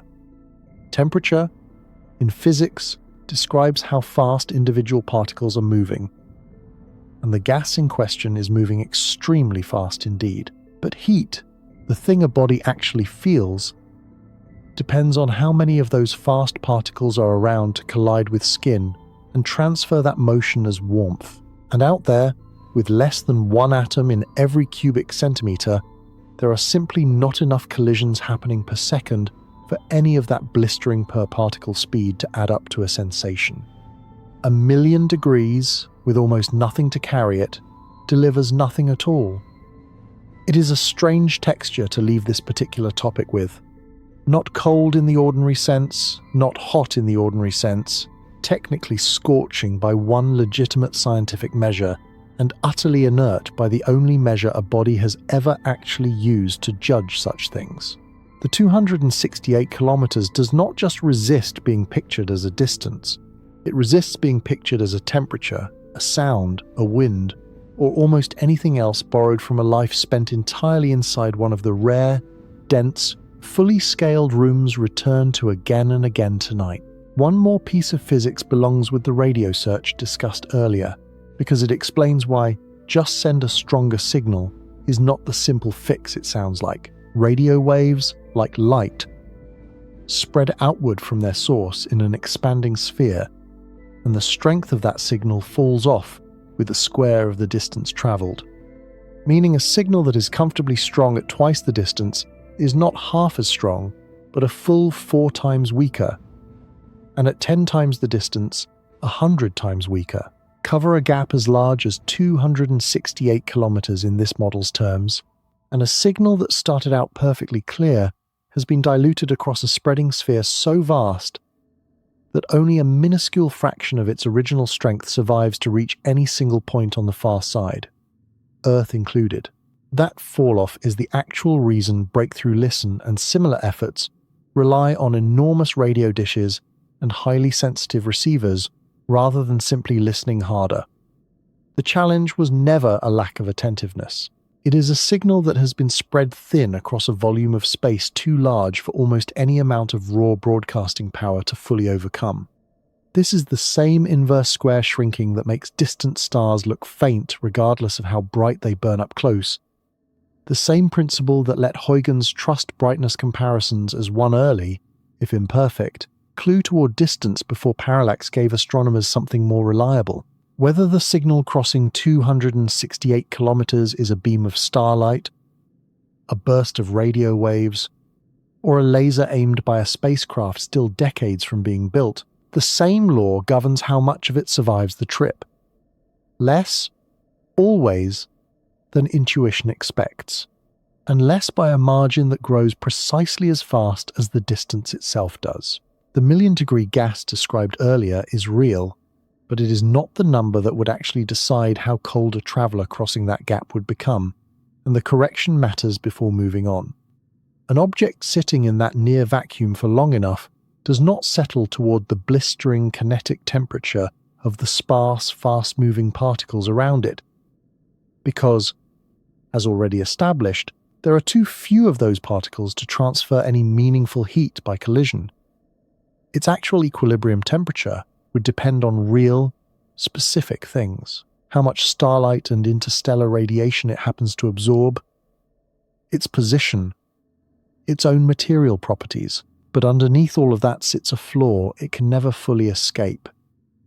The cosmic microwave background, the faint afterglow of the early universe's own heat, discovered by radio astronomers Arno Penzias and Robert Wilson in 1965, and measured, ever since, at a remarkably steady 2¾ degrees above absolute zero. That number is not the temperature anything specific would actually settle at, but it is the true ambient floor waiting in the 268 kilometers between here and Proxima Centauri, cold enough that cold barely captures it. A background chill inherited from an event that happened billions of years before the Sun or Proxima existed at all, still quietly underneath the temperature of everything it touches. It fits a pattern that has run through the entire video, corrected first impressions, one after another. The gap is not simply empty, it is not simply hot, and not simply cold either, until the right definition is applied carefully enough to say which one actually governs. Almost nothing about the true distance to the next star survives a first guess intact. Not the number of strides, not the danger of the crossing, and, it turns out, not even its temperature. Honesty is owed about what all of this means for the realistic, foreseeable future of human exploration, because the real answer is smaller and closer than the popular imagination usually allows. Every serious, funded, currently active human exploration effort, robotic rovers, orbiting telescopes, sample return missions, proposed crewed trips to Mars, operates entirely within the 30 strides this video covered in its opening minutes. That is not a limitation to apologize for. It is an accurate description of where the actual, achievable frontier sits, and it happens to be an enormous frontier in its own right. 8 planets, hundreds of moons, an asteroid belt, and the beginning of the Oort cloud's debris. None of it fully explored, much of it barely photographed in detail. The 268 kilometers beyond Neptune is not currently, and will not soon be, a travel destination in any practical sense. It remains, for the foreseeable future, exactly what it has been throughout this entire hour. A number to be measured, modeled, and understood, rather than a place any current mission plan seriously proposes to visit. That distinction matters because it reframes what space exploration has actually meant this entire time, for every documentary, every headline, every mission briefing built around it. It has never really been about the 268 kilometers. It has been about mastering the first 30 meters so thoroughly that the far larger gap beyond them can finally be seen clearly enough to respect. The only honest thing tonight's model was ever built to do. A human dimension to Alpha Centauri belongs here, because for a long stretch of history, the impossibility of reaching it was beside the point entirely. Long before parallax gave anyone a number, Polynesian navigators crossing thousands of kilometers of open Pacific Ocean, far out of sight of any coastline, relied on a memorized system of star paths, tracking where specific stars, including those in and around the Southern Cross and the Centaurus constellation holding Alpha Centauri, rose and set along the horizon, using their positions relative to a canoe's heading to hold a course across open water, with no other reference point available. Aboriginal Australian sky traditions, developed independently over tens of thousands of years, tracked many of the same southern stars for both navigation and seasonal timekeeping, encoding detailed astronomical knowledge into oral tradition long before written star charts existed anywhere in the world. None of those navigators needed to know that Alpha Centauri was 4 light-years away, or even that it was a star system, rather than a single point of light. They needed only that it held still enough, night after night, to be trusted. The same reliability 2 hours have been spent revealing to be temporary, drifting, and eventually going to change. There is something to sit with in that contrast. For most of human history, the star system used tonight as the measuring stick for interstellar distance was not a destination anyone dreamed of reaching.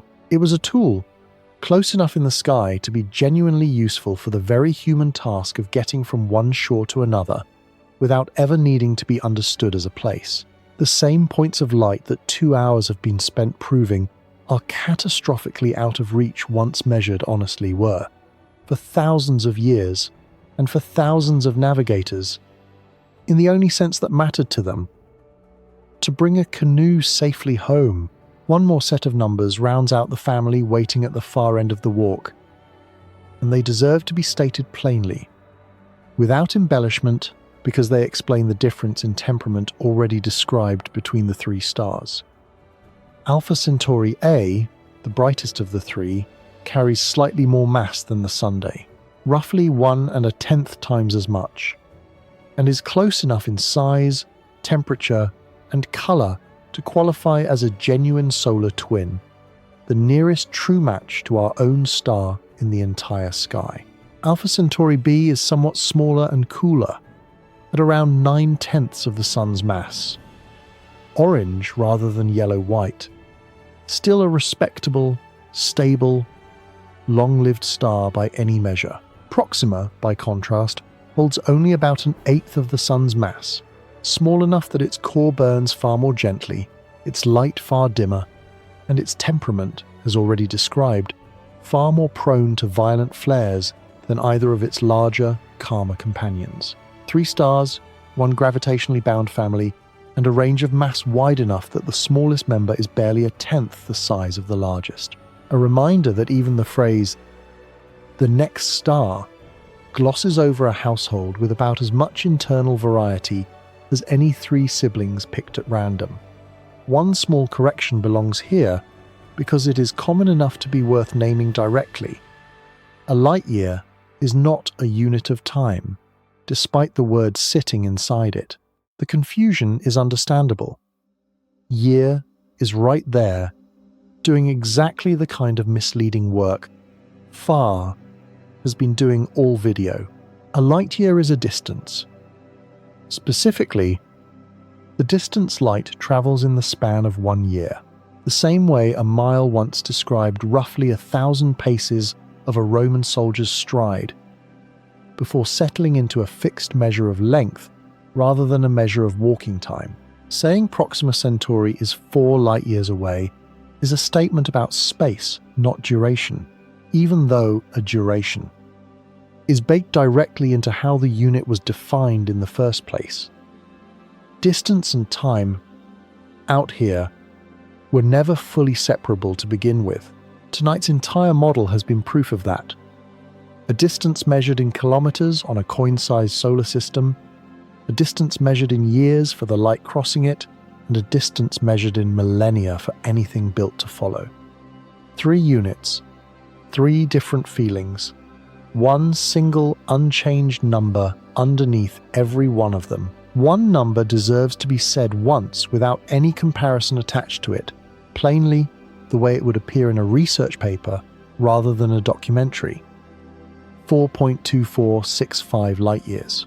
That is the figure Gaia's most precise parallax measurements currently support for Proxima Centauri's distance from the Sun, refined to 4 decimal places by an instrument capable of resolving angles smaller than the width of a human hair viewed from many kilometers away. Every kilometer, every stride, every century calculated across the last 2 hours traces back to that one small, quiet, thoroughly verified string of digits.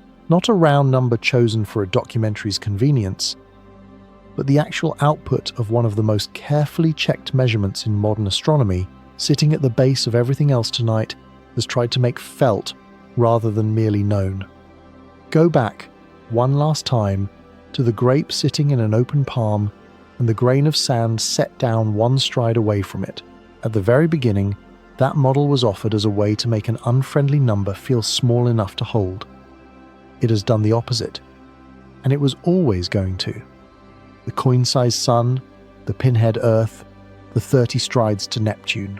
Every part of that model that felt graspable, walkable, human-scaled, turns out to describe only the first 0.03% of the actual distance to the next star. Everything else, the 268 kilometers still ahead of Neptune's 30 meters, is a region no unit borrowed from ordinary life was ever built to describe. Not because the region is hostile, because it is simply outside the range.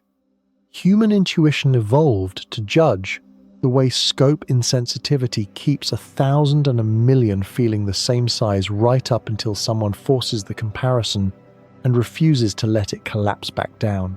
That is the literal answer to tonight's title, stated as plainly as the numbers allow. The distance between here and the next star is worse than most people think. Not because the number itself is a secret, but because everything ordinarily used to picture far. The planets, the fastest spacecraft ever launched, even light itself, arriving 4 years late with news already out of date, turns out to occupy a rounding error's share of the real gap.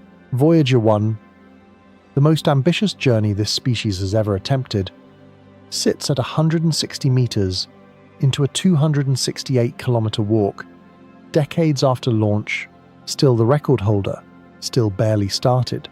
The Oort cloud's most generous estimated edge, the loosest possible definition of where the solar system's authority runs out, still falls short by tens of kilometers. Even the sun's own gravity, however far its pull technically extends, loses its dominance long before the final stretch, ceding control to the combined gravity of everything else out there. The shock was never the number. It was discovering that everything familiar was never more than a rounding error attached to it. Somewhere in that 268 kilometers, structure keeps appearing anyway. A bubble carved by supernovae that predate anything on Earth with a spine. A smaller cloud the sun is quietly drifting through and will one day drift out of. A companion pair of stars separated by almost exactly the same span as our own gas giants. One faint outlying star circling that pair the way an Oort cloud object circles a sun. The pattern the opening offered. A tight, walkable core, followed by an almost unthinkable gap to anything beyond it. Was never a flaw specific to our solar system. It is closer to a rule the galaxy keeps repeating at every scale anyone has thought to check. All the way from a single star system up to the 100,000 light-year sprawl of the Milky Way itself, where by volume, nearly all of what is technically the galaxy is exactly this same kind of quiet, near-total nothing. The rounding error is not actually the largest thing this walk forces the mind to give up. There is a second revision underneath it, quieter, and it matters more. None of that makes the distance smaller. It makes it, in a strange and genuinely calming way, less personal. The 268 kilometers is not a wall built to keep anyone in. It is not a punishment, or a warning, or evidence that anything has gone wrong. It is simply the shape of room at the scale a galaxy actually needs. The same room every star shares. The same faint, cold current every planet drifts through without needing to notice. The same quiet this exact room has been sitting inside of for the entire 2 hours this has taken to explain whether or not anyone in it ever thought to look up and ask how far the nearest light out there actually was. Every figure gathered tonight. Bessel's careful telescope work at Königsberg. Innes spotting the nearest star by its restless drift in 1915. Voot confirming just how close it truly was 2 years later. Gaia quietly refining that number from orbit a century after that. Voyager's 160 meters, the hypervelocity stars, outrunning even our fastest machines and still needing centuries, belongs to the same long, patient project, replacing a feeling with a method, one imperfect measurement at a time, the way every honest field of knowledge eventually has to. None of those people were trying to make the universe feel smaller. They were trying to make it accurately sized, which turned out, almost every single time, to mean larger than whatever came before. That is not a discouraging pattern to end on. It is simply what happens when a species keeps asking a question carefully enough, for long enough, to stop flinching from the answer. Look up again. If the eyes are still open, the sky has not changed. It is still crowded, still close-looking, still lying gently the same way it always has. Brightness standing in for distance the way it has for as long as anyone has bothered to look. But the lie is not unkind anymore. now that its mechanism is understood rather than merely accepted. It is just what a projection does with depth it was never built to carry.